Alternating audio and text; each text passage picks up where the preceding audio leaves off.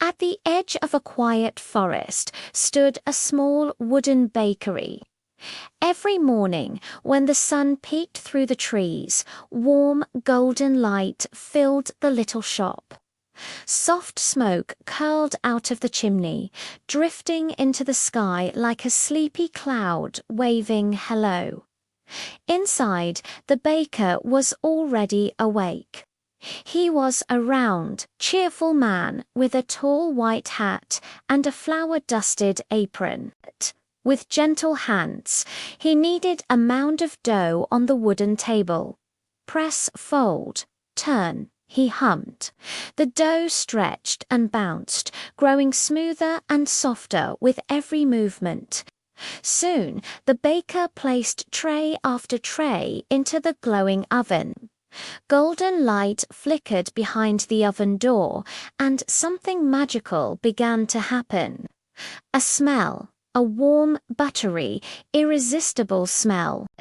It slipped through the window, floated past the door, and wandered into the forest.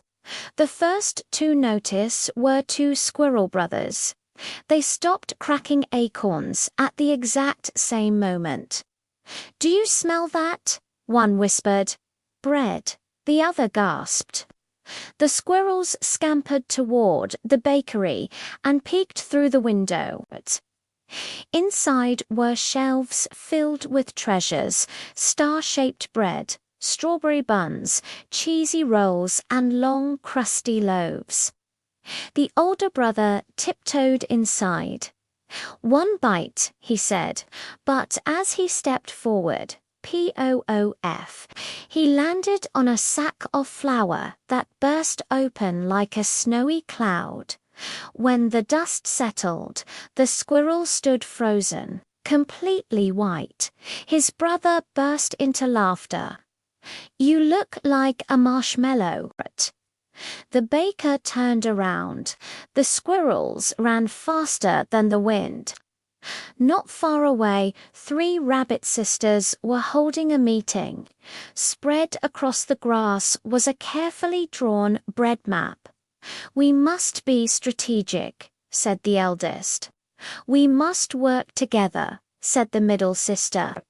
"I will be in charge of eating," said the youngest. "That is not a job." That night, the rabbits climbed onto the bakery roof and slipped down the chimney.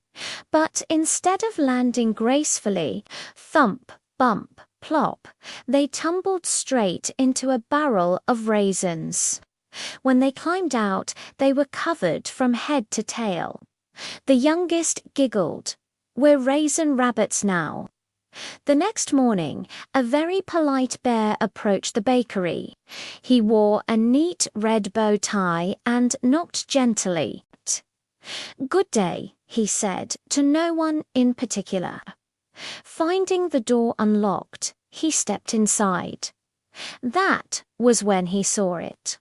A honey butter bun glowing softly on the counter. The bear placed his paws together. "This is art." He carefully sat down to enjoy it. Crack. The chair collapsed beneath him. The bear remained stuck, paws folded, still smiling politely. "Well," he said, "good day." But while everyone made noise and mistakes, someone else moved silently. A small shadow crossed the rooftop. Light, quick, careful. It was a fox. In the forest, whispers spoke of him as the bread thief. He slipped through the window without a sound, grabbed a loaf, and vanished again. Up on the roof, under the moonlight, he took a bite. Soft, warm, perfect. The fox closed his eyes with happiness. But as he finished the last crumb, he looked around. The forest was wide. The night was quiet, and delicious bread tasted a little different. When eaten alone, the next day everything changed. Animals gathered from all corners of the forest. Squirrels, rabbits, birds, hedgehogs, and even the bears. They all rushed into the bakery at once. Flour flew into the air. Dough bounced across tables. Pans clattered like cymbals. The bakery became a playground of chaos. The baker watched. Then he laughed. "Well," he said warmly, "since you're all here, would you like to make bread together?" The animals froze together. Soon the bakery was busy in a new way. Squirrels kneaded dough. Rabbits cut shapes. The bear whipped cream. Birds sprinkled sugar like falling snow. And at the doorway stood the fox, watching, waiting, unsure. The baker noticed him. "Would you like to join us?" The fox blinked. No one had ever asked him that before. Slowly, he stepped inside. The baker handed him an apron. "Bread isn't meant to be stolen," he said gently. "It's meant to be shared." For the first time, the fox smiled without hiding. Days later, the forest held its very first bread festival. Long tables stretched beneath glowing lanterns. There were star breads, bunya buns, bear paw rolls, and even foxtail twists. Animals laughed, chatted, and shared stories. At one stall stood the fox, proudly offering bread to his friends.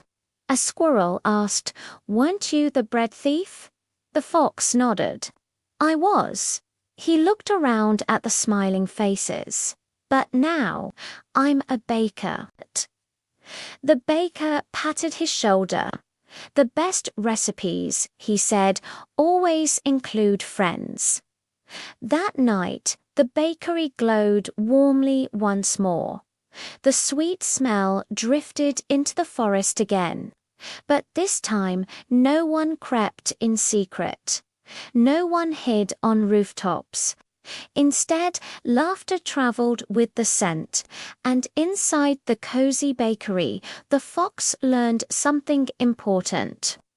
Bread made alone can be delicious, but bread made together is unforgettable. And as the lights dimmed and the forest grew quiet, the little bakery rested peacefully beneath the stars. Good night.